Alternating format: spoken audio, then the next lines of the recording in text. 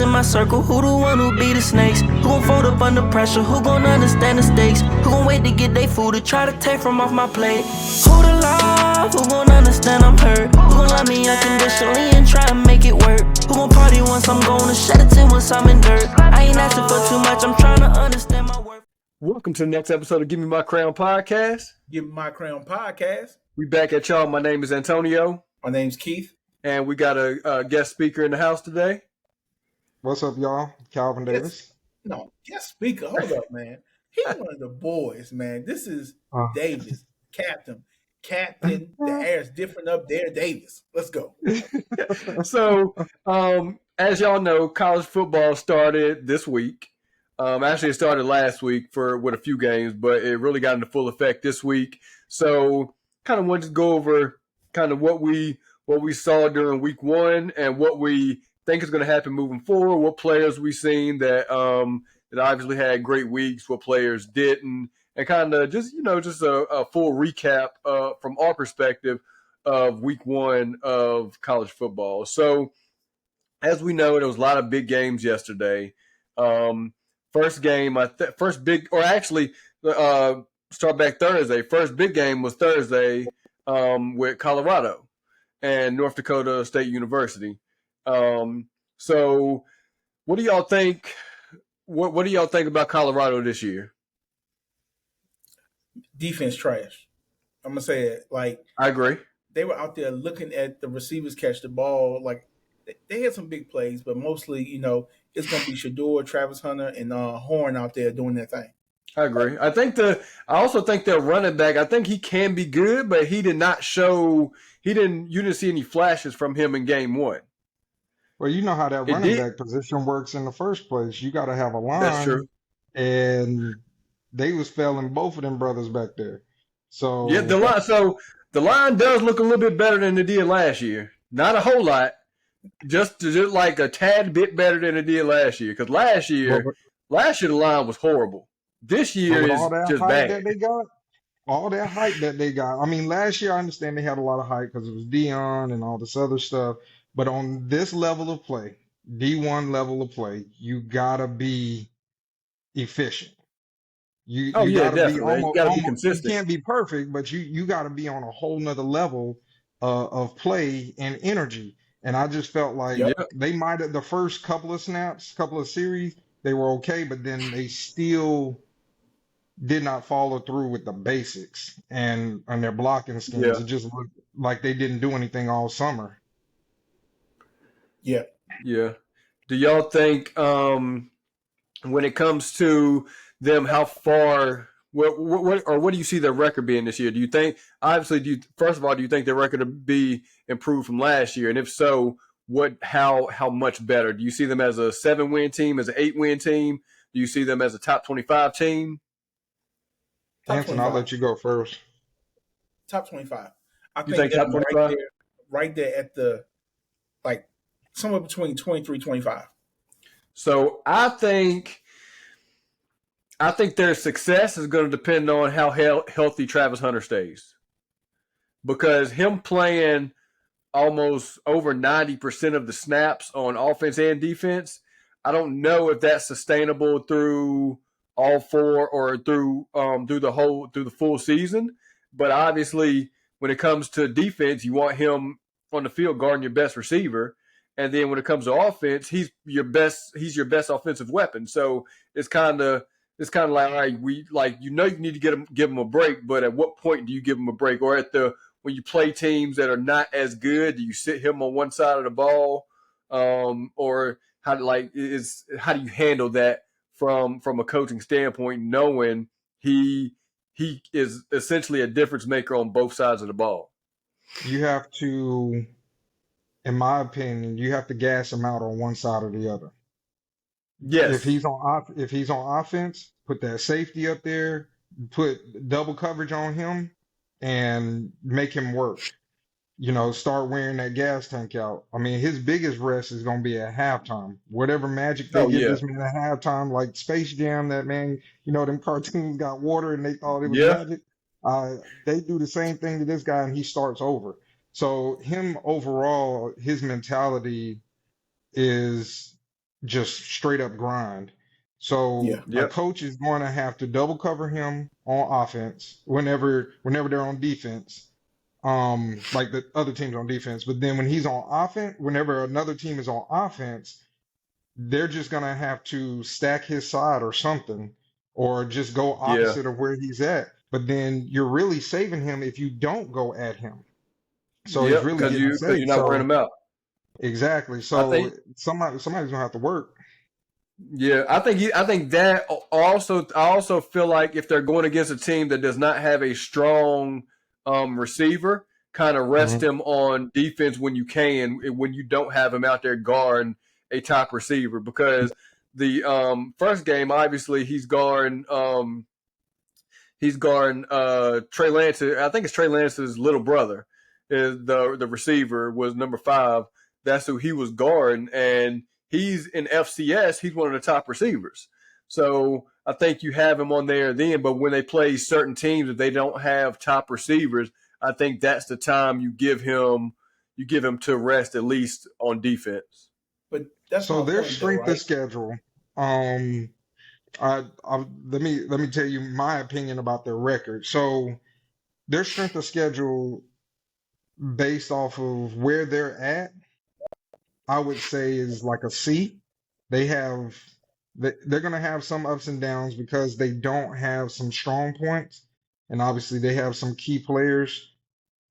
Just a few key players, not enough to make a dramatic difference. I see them going positive, but barely. I think they're going to scrape by. They might get 7, but I don't see them getting more than 7 because they have a couple of teams that are just closer to the bottom of the FBS barrel, closer to top teams in FCS.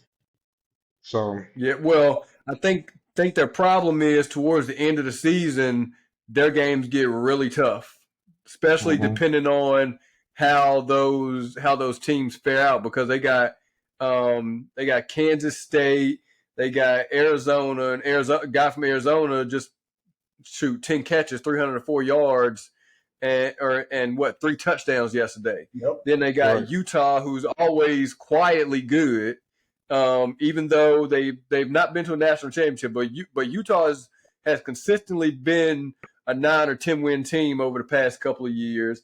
They Yep. got Kansas, who kind of is sneaking in there. Then they end the season with Oklahoma State. Oklahoma State has arguably one of the best running backs in the nation. So I think Yeah. they're going to have to start off very strong and let that momentum carry them into those games where they start playing those ranked teams. Because, like you said, if not, then that's gonna start pushing them downhill. Yeah. But if you look 100%. last year, right, they What did happened? well until Travis Hunter went down. So once Travis Yeah, Hunter Hmm. went that's down, true. they went downhill. So, like you said, if Travis Hunter is healthy, it changes the dynamic of the whole team. Yeah, I think so because like you said, he's obviously the best player on the team, and then you got Shador. So as long as him and Shador stay healthy, I think they're good. But then once you add in those other key players like Jimmy Horn and the other receiver they got, I think that kind of forces other teams to respect them and not put and not put too much emphasis on Travis Hunter because Jimmy Horn was getting loose the other day too. Yeah. That's So a it's like coaching. it's, That's a it's like coaching problem, though. You know what I'm saying? Now, both of y'all have played. Y'all, that's a coaching thing where everybody has to know their job and be the best they can be at their job. If they're like, oh okay, yeah I'll do it, but if I don't, I know Travis got me. It's like, no, you can't because come into I it with think that mindset. I think the problem with playing against them is you can't play man because their receivers are too fast for you to play man. That's You true. can't play zone because Shadur Sanders is too good and is going to pick the zone away. Mhm. So it's like you got to play a If he mixture has of time. both and hope he makes those mistakes and the But line can't hold up. if as long as I you blitz it, mean, if the Yeah, as line long as you starts to listen, get you're right. dominated, yeah, I was about to say if the line starts to get dominated in a 1 or 2 series back to back, that's yep. it. He's gonna get eaten alive Yeah. the rest of the game, and he's gonna force it, and that's when other teams are gonna pick up. So, answer y'all. Tell me y'all opinion about this. Kansas. Kansas has 2 good receivers. Yeah. The best one, Travis is going to guard, and then they take the other one, even though he's typically a slot, they put him wide on the other side. Now, what about the other Sanders? I can't remember his name. The Shiloh. Shiloh. Okay. Do you think Shiloh will be able to cover one-on-one some of the top wide receivers if there's 2 or 3 on another team? So I think Shiloh is more of a hitting safety. Yes. He's not a cover safety. I think he can cover a tight end. He can cover maybe your 2 or your 3 wide receiver I don't think he can cover your top wide receiver. I don't think he's got the speed. He is, like I said, he's more of a hitting safety. Like if it comes down to him going for the interception, going for the hit, he's going for the hit. Because that's what he's built his game off of. That's what he's known for. He's not known to cover. He's known to come down, smash mouth football. Yeah. Yeah. As far as covering, that's not his game. Now, moving on to the next game. Yesterday had 2 top 15 teams playing, Georgia and Clemson. At first, it looked like a defensive game. At first, because when the game first started off, about halfway through the second quarter, maybe even up to halftime, I'm like, all right, it's a defensive game. Like, it's going back and forth. Nobody can really get anything going. But then once Georgia got going, like, Clemson had no answer. They had no answer on offense, and they had no answer on defense. Yep. Klubnak had no answer. Carson Beck was out there doing what he wanted to do. You had there was no Trevor, momentum from the Clemson side at all. Like whenever none. When I first started watching the game, there was a 4th and 1 moment. Still, I think it was the first quarter.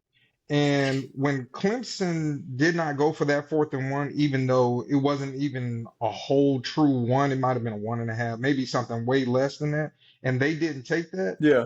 And I know Clemson in the past to be a momentum team. I was like, coaches really, he might have new coaches, but they still had the same mentality from last year, and that just did not look good. And after that, I just saw them going downhill. And Georgia, once they actually got their feet under them, that was, like you said, a different ball game. But Clemson's definitely a momentum team, so they didn't have any.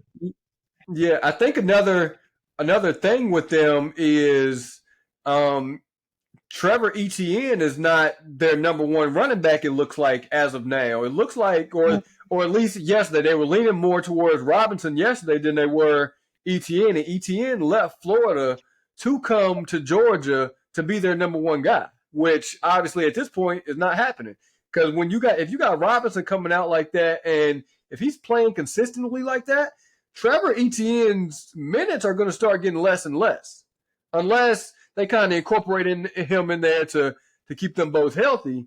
But I don't think Trevor Etienne expected that coming to Georgia. I think he expected to come to Georgia and be the number 1 guy. I think the problem with Georgia in the past has also had this thing where in particular games, they'll let one running back do a lot of the workload. And then the next game, you have a fresh running back that is the same caliber, if not better, and start running over people. So maybe they're still with that mentality where they're flicking back and forth and not trying to gas both of them out.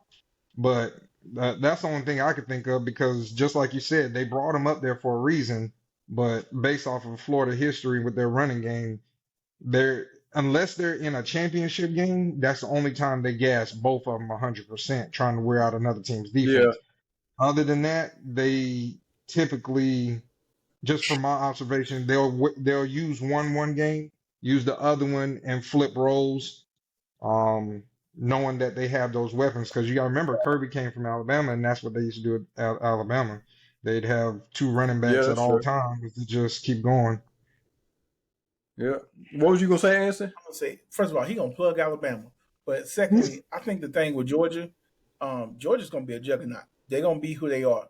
Clemson needs to find a quarterback. Ever since Trevor Lawrence left, they've struggled to get a quarterback. Like, there were moments in that game, if they had a good quarterback, their game's close. Oh, yeah. I think so, too, because he, like you said, because at first I was trying to figure out, was it a defensive, like were both defenses really good, or were the offenses just trash? And I think towards, like I said, towards the second half, you started to see that Georgia just had to get going. Yep. And then their defense, Georgia's defense is one of the top defenses in, like we seen that yesterday. And because you got players like they probably got the best DB in college football, Malachi Sparks. Yeah. He had a phenomenal game yesterday. So when you add him and then that the powerhouse Georgia offense, I think they're gonna be one of the teams to beat this year. They are. They're gonna be a hard team to block up front for sure. And speaking of DBs, that interception where he pretty much twisted all the way around, he was eyeing the ball, Yes, and he jumped up and caught that. I was like, yeah, that's game. If I was somebody on the other side, it's like I can't. Where am I supposed to throw? Klubnik can't throw anywhere already, and then you see that, and it's like I thought I threw that pretty much out of bounds, or where my man can get it by himself, and this dude just jumps up like he wasn't moving at all, twist, intercept it, and stay in bounds. That's a problem. Yep. So it was next game. I think what was another game? Penn State and West Virginia was obviously a defensive game at first, and then Penn State kind of pulled away because they started pulling away when Drew Allard started playing. Obviously, Nicholas Singleton had that long run, and then it was Harrison Wallace who had that catch right before halftime, because I think they drove the field in under a minute. They drove all the way downfield to score a touchdown right before half, and I think that was a huge blow to West Virginia. And then coming back in the second half, you had the delay because of the weather. So I think based off that game yesterday, I think Penn State is going to be another team to beat because, like I said, Drew Allard is a good quarterback. You got Singleton and you got Allen as running backs. So I think when you add, they're like a 1-2 punch, because Singleton is going to give you that elusiveness, and then Allen is going to give you that power back. And then you got the receivers. You got Evans, who's your speed receiver. Then you got Harrison Wallace, he's not necessarily known for a speed receiver, but he has hands, and he's I think he's 6'3". So that's their offense and defense looked good yesterday. Yeah, that West Virginia, they definitely came out in the wrong schemes a lot of times. Yes. And they had no answer. And it was like Penn State was playing checkers and West Virginia was definitely playing chess and losing real, real bad. As soon as Penn State was in one formation, it was like it had them confused. And next thing you know, Penn State scoring. So especially once a few key plays and that weather delay, West Virginia, I was expecting some more. All right, so we talked about obviously a couple of games. Next game was a very interesting game, the Miami and Florida game. And the reason I say that game was very interesting because obviously they just picked up a new quarterback, Cam Ward from Washington State, who before the season started, I did say he was going to be the one this season. I'm just throwing that out there.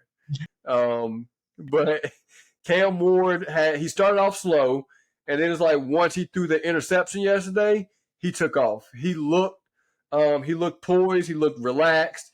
He looked like he was just in his element. He didn't let he's never played in front of a crowd that size, and from the looks of the game yesterday, you couldn't tell. It didn't look like it bothered him one bit.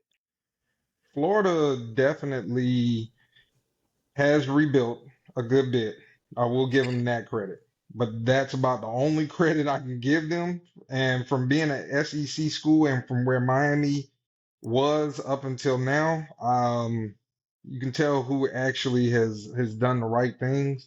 And Cam, that's right, Cam, right? Cam Ward? Yeah, Cam Ward. I just call him Ward. He definitely made it look easy, like he was jogging. He sat in the pocket, he waited, he moved around, but whenever it pretty much was done, Florida wasn't expecting him to take off. It was like they didn't do their homework to know that this was a mobile quarterback. This man looked like he was jogging, but he was getting 15, 20 yards. Yep. and it was insane. And I was very impressed with his performance. And I know you said it, but I was just like, I don't really know because I was just thinking about the old Miami. This is a whole Yeah. new Miami team, and you Yeah. got Restrepo and all those guys on Yes. his wings. Yeah, Miami's gonna be a problem this year. Yeah. If Xavier Restrepo stays healthy, he's going to be one of the if he continues to play like he did yesterday, and he stays healthy, he's going to be one of the top receivers in the nation this year. Yeah, I agree. Because he got his Brown. hand and the speed.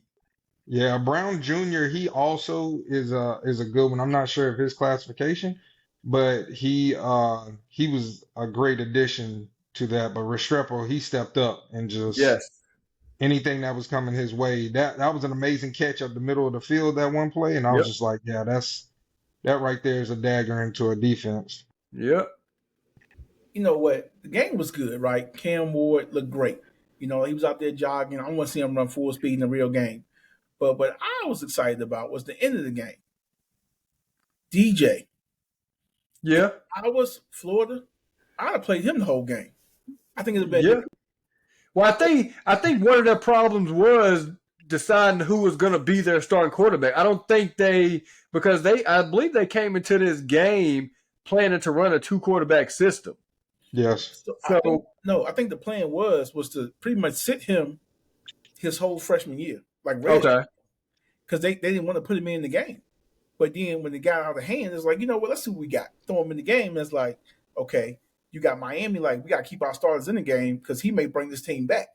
Yeah. So yeah, Yeah, I think I mean, at one point, that coach for Florida, he definitely like low key mentioned that he was going to do the 2-quarterback system. okay. But I think that was really early on to try to figure out what he had. But I guess in between him making that statement in an interview and that game, they must have made their decision.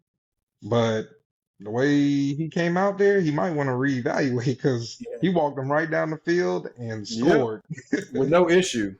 Yeah, on the number 1 defense. Yes. Yes. So who else? I think a couple of other games. Obviously, Alabama played good yesterday. They ain't played nobody. Milroe had Jalen Milroe he had a phenomenal first half. 3 for 4, Yes. 169 yards, or no, was it 3 for 4 or 4 for 6, 4 for 5? It was something like that. But I know he had 3. He started off initially, I think it was 3 for 4, but Okay. he still is panicking too much. I expected him this year to operate like Ward did, Yeah. 100%. Maintain the pocket just a little bit. Your line is good. You have someone who can snap you the ball right. Yeah. So there's no reason to run out of the pocket as quick. And whenever he scrambles, he's not always looking up the field. He's looking for how can he get a block? How can he just gain some yards? Yeah. Now, deep ball accuracy, you're not going to have a problem with that when you have those type of athletes on your wings. That's true. Leave the running to the running backs that are 4 and 5 stars that you have 2 of them. Use them. And you want him to stay healthy. Exactly. If he doesn't stay healthy now, Ty Simpson, the backup quarterback, he is very efficient. He's not as mobile. He can get down the field, but you want to keep your star quarterback healthy. But if he keeps moving around like that and the play calling's a little different, but having a new coach, got to give everybody a chance to get adjusted because y'all know just as well as I do, these are still Nick's kids.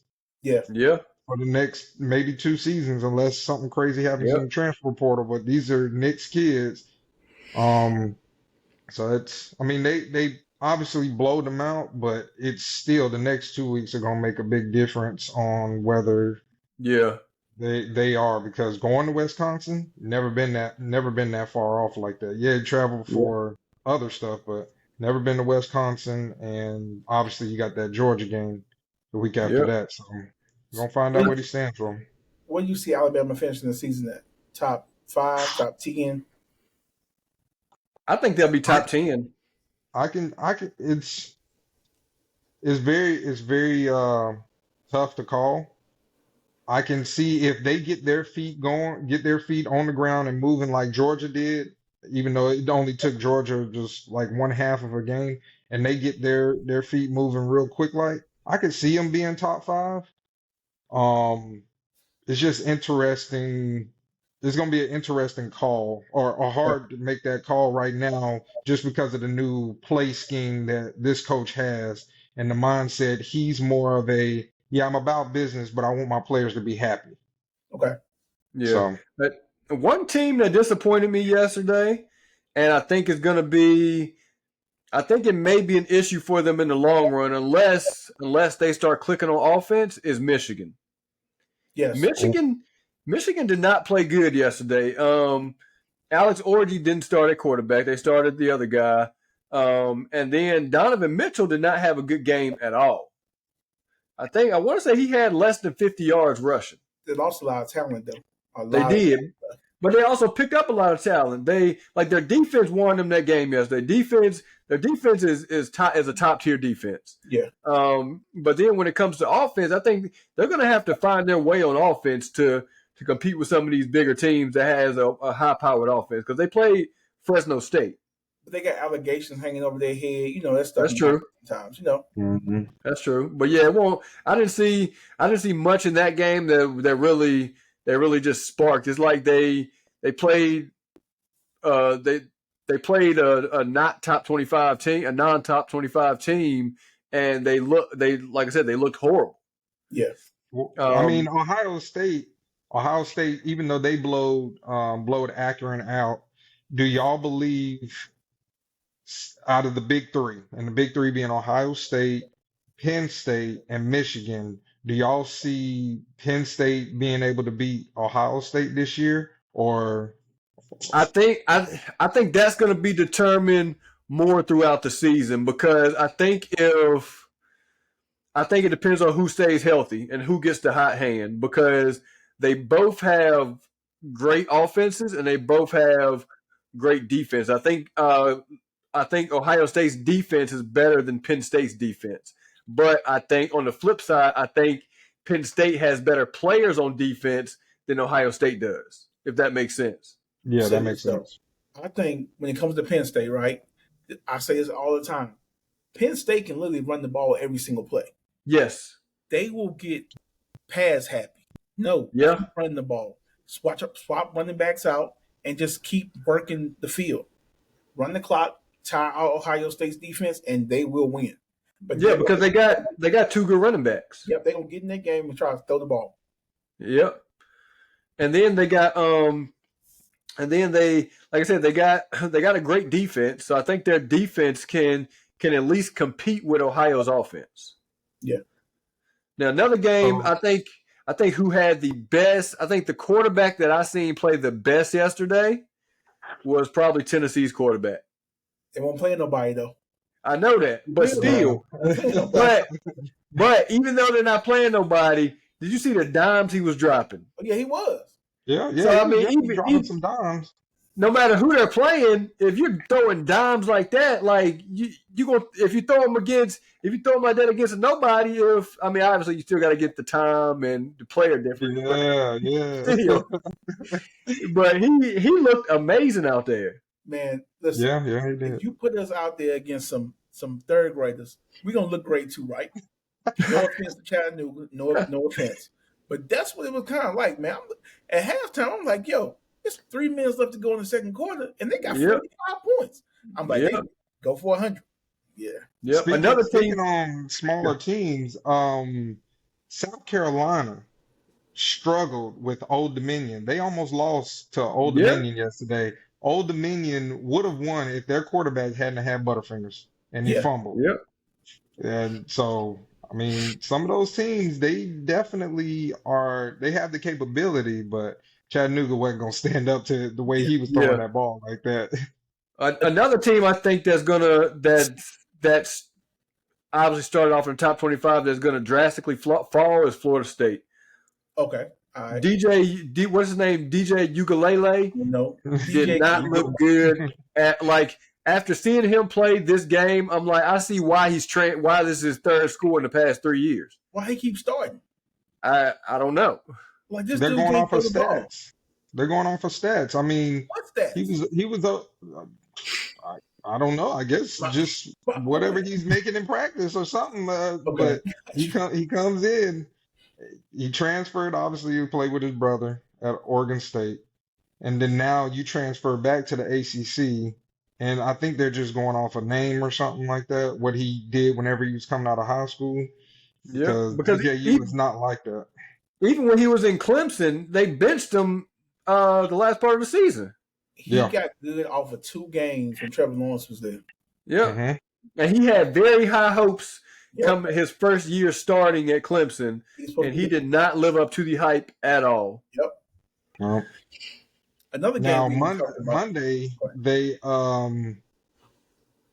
that's I'll give them, let's say, overseas first game jitters. Let's say they didn't have a couple of things right. Monday will be the hard stamp for me, whether he's just a bust or maybe it was just first game jitters. Davis, it was Georgia Tech. I understand. It was I Georgia understand, Tech, but I try to give them a little faith. I try to say, okay, Georgia Tech's been rebuilding. Georgia Tech has now actually done enough on the defensive side. They've made smarter decisions, and that's what gave them the ability to win that game. Davis, they've been running the same offense for 20 years, man. You can go back and watch their offense for the last 20 years and know what they're going to do. But the defense is different. Yeah, that triple option. Yeah, but the defense now, Florida State's defense, that's a different thing. I don't know what happened on the defense. Yes, that you can see that offense coming from, like you said, 20 years ago, but they still did not stop it. It wasn't enough to stop them from getting like big runs. They were getting some huge breakaway runs, so that means the line was working and everything. Yeah. Yep. Now, who would you go say, Anson? I was going to talk about another game. I know you passionate about this game. We got to talk about Texas. So Texas looked really good yesterday. They looked too good, in my opinion. And the reason I say too good is because I needed Quinn Ewers to have another 20 yards, and I would have hit my prize picks, or 25 yards. And then I'm like, all right, he got 260 yards. It ain't halftime yet, or it was right past halftime. I'm like, all he needs is 25 yards. I said, he going to get that. No problem. I said, I see they up 40 points, but he going to throw 2 passes for at least 10 yards. I look at the game and see Arch Manning is 1 for 1. I said, they done pull him out the game. Gotta save him. But they look good this year. I think they did lose some receivers last year. They lost also lost a running back to the Panthers. But we're gonna do that. Oh. But other than that, I think they look good. The defense looked good. Obviously, once again, they didn't play. They play Colorado State, and Colorado State. It's like Colorado State has good players, but Colorado State they cannot. Like they have a decent quarterback, and they have a good receiver, but they can't seem to. Obviously, against big schools, they're not playing as good as they do against those smaller schools who have obviously less talent. But I think Texas looked good. I think Texas, if they keep playing that way, I think Texas will end the year as a top 5 school. And I will agree with that because Alabama's hero last year, Isaiah Bond, is over there, and you're throwing to somebody like that. And then you have those 2 quarterbacks. Yeah, I know one might not play the whole year, and might save that year, play his 4 games or whatnot, but they're strong up front. They're giving this man time, and he's able to survey the field. You do that, plus you have a running back or 2, and that's just a recipe, especially being in the SEC. That's a recipe for disaster. That's true. So I definitely agree with you on that. The SEC is a problem this year because there's a lot of good teams in the SEC. Because We forgot about or we hadn't talked about Ole Miss. Ole Miss put up. I mean, they played Furman. They didn't play nobody, but they still put up Yeah. 76 points. Yeah. The quarterback threw for 400 and almost 20 yards, 5 touchdowns. Jackson Dart. So Yeah. I mean, you got them. You got Alabama. You got Georgia. I think Florida may start to come into their own throughout the season. They figure out their quarterback situation. They never I think count the SEC is strong this year. Who? You can't never count Auburn too. Auburn, yeah. That's my. Especially when they play Alabama. That's my Alabama. Now that they have a lot of these coaches that came from Alabama, and now they have their own programs. And this year, they are officially, even though they were established the last couple of years, I'd say this is their teams now. They're not playing on the old coaches, players, and they got the people in that they want for their scheme and how they're gonna run.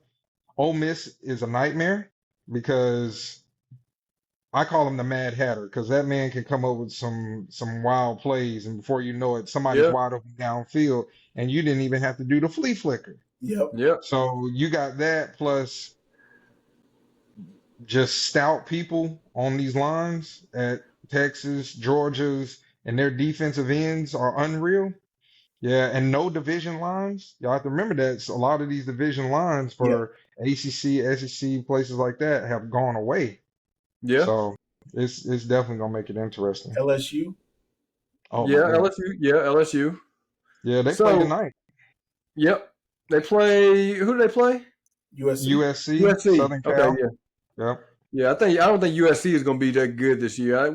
It depends on what their quarterback. Obviously, they're coming to a new quarterback, and because last year their defense was not good at all last year. But I think it depends on who their quarterback is this year, and if he is good enough to play with teams. Yeah. Can their coach handle the SEC scheme? Because last year, obviously, that was a travesty. Yep. Now you're 1 year in. Do you understand that this is a different league and a league in general? Yeah. So I know. So we've talked about a lot of games. One last question: how do y'all feel about the portal? Because obviously, with the portal, it's shaking things up a ton in the way the game is played, and you got top players leaving from one school going to another school for who knows why. Obviously, for money, because like we talked about earlier, you got Trevor Etienne left Florida as probably their top player to go to Georgia, and now he's at Georgia and not the top player at Georgia. So do y'all think do y'all think at some point they will put a not necessarily a stop? Do you think they will try to control the transfer portal, or do you think it's going to get worse?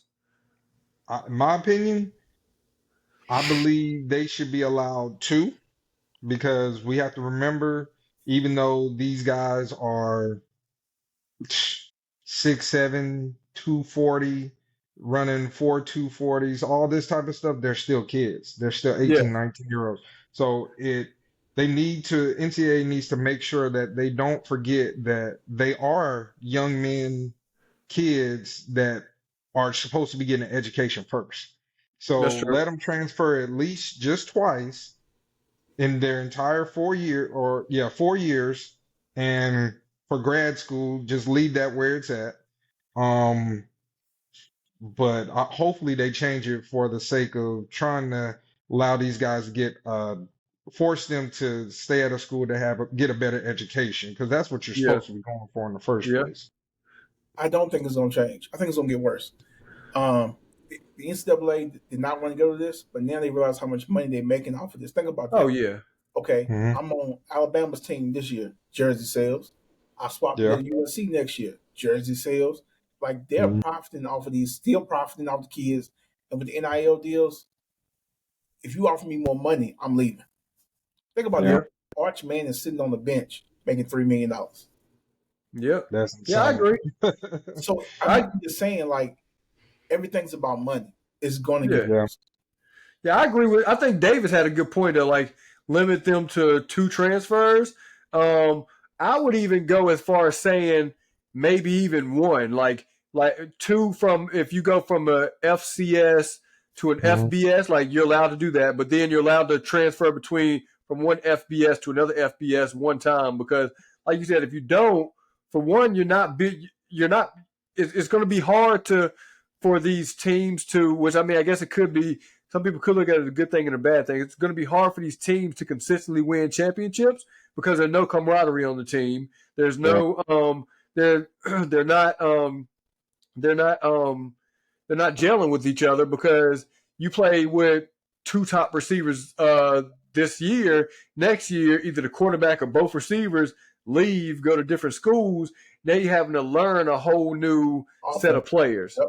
So I think in the long term that I guess it could help the quarterbacks because obviously you're learning different players. So you get to the NFL, you're not set on throwing to this guy like this is my guy. You know how to look at different players, read different players, and go through your progressions.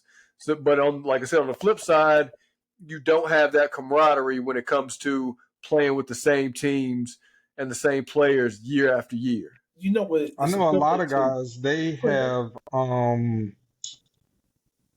you think about their home life, where they come from.